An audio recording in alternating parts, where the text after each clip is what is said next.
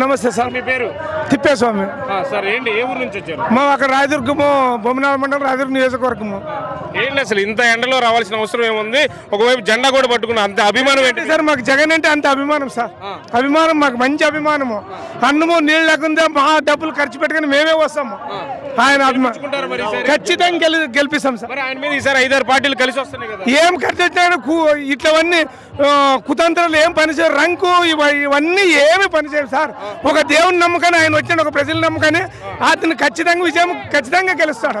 అంటే పవన్ కళ్యాణ్, బాలకృష్ణ, నారా లోకేష్, చంద్ర వీళ్ళందరూ నాయకులు ఎక్కువ సార్. పవన్ కళ్యాణ్ హైదరాబాద్ లో ఒక్క సీట్ కూడా రాలేదు సార్. సీతక్క గెలిచారా సింహం సార్. ఈ లోకేష్ మాట్లాడడానికి రా సార్. అందుకే నేను కుర్చీ చూపిస్తున్నాడు కదా జగన్ సార్. కుర్చీ అవన్నీ డూబ్ సార్. వాళ్ళు చెప్పేవన్నీ అబద్ధాలు సార్. పోయినసారి 650 హామీలు చెప్పినా ఒకటి చేయలేదు. మా జగన్ అన్న నవరత్నాలు చెప్పి ఇంకా ఎక్కువనే చేస్తున్నాడు.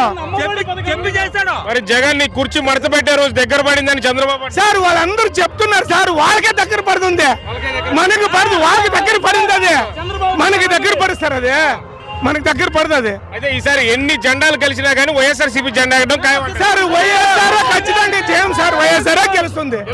వాళ్ళు ఎన్ని చేసినా, ఎంతమంది కలుపుకొని వచ్చినా ఒక్కడే గెలుస్తాడు. వాళ్ళు రేపు లెక్క ఎక్కువ ఇస్తే ఏం సార్? రేపు పైసలు ఎక్కువ ఇస్తే ఏం సార్? డబ్బు ఆశపడం సార్. వాళ్ళ డబ్బు అవసరం లేదు మాకే.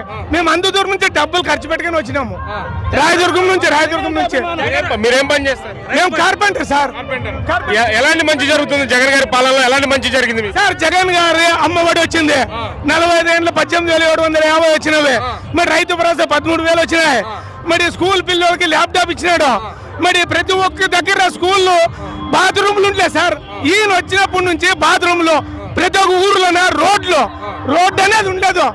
ప్రతి ఒక్కటి అభివృద్ధి చేసినా కూడా మా జగన్ అన్న ఏం చేశాడు అంటారు అంతవరకే. కానీ రాజధాని లేకుండా చేశాడనేసి అంటారు కదా సార్. రాజధాని అవసరం లేదు సార్. మా జగన్ చేసిన రాజధాని ఒకటే. మా ఆయన 3 రాజధానులు చేస్తారు. అదే నిశ్చితం, అదే గ్యారంటీ. జగన్ గారి వైపు మేము మొగ్గు చూపుతాము. చెప్పండి మీరు.